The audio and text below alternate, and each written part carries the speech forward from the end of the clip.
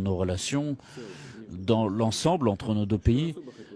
Ce que je tiens à souligner, bien sûr, je comprends que nous avons une préoccupation grave en matière de sécurité en Europe actuellement, et je tiens à te remercier de ce que la France est toujours impliquée directement pour la prise de décision importante en la matière.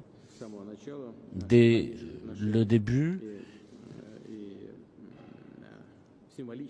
et c'est symbolique que nous nous rencontrions précisément aujourd'hui, parce qu'il y a exactement 30 ans avait été signé un document fondateur sur les relations particulières entre la France et la Russie.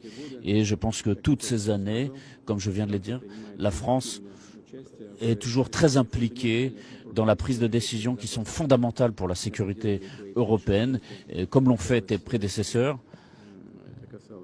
Cela concernait, par exemple, la critique après l'agression de la Géorgie sur l'Ossétie du Sud.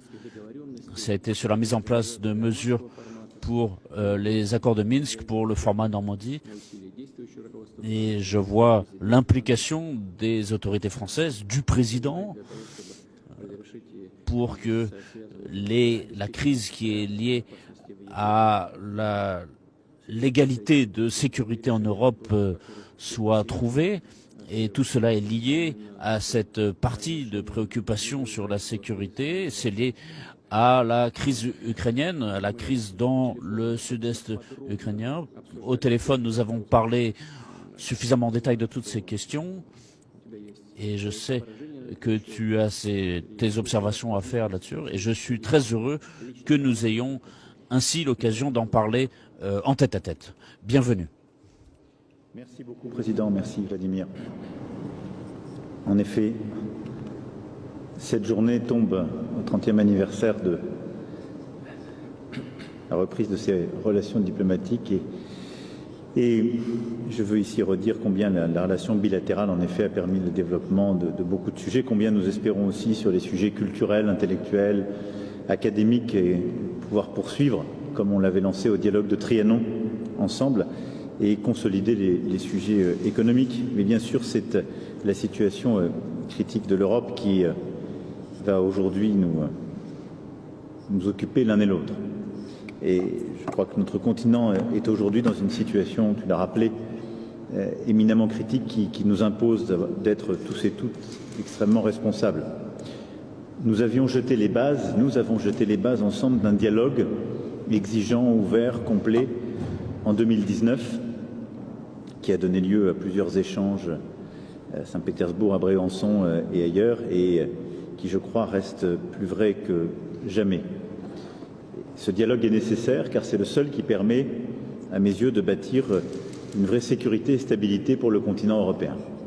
C'est pourquoi, dans le contexte actuel, nous avons eu ces dernières semaines plusieurs échanges téléphoniques, tu l'as rappelé, et tous ces derniers mois, au demeurant, malgré la crise.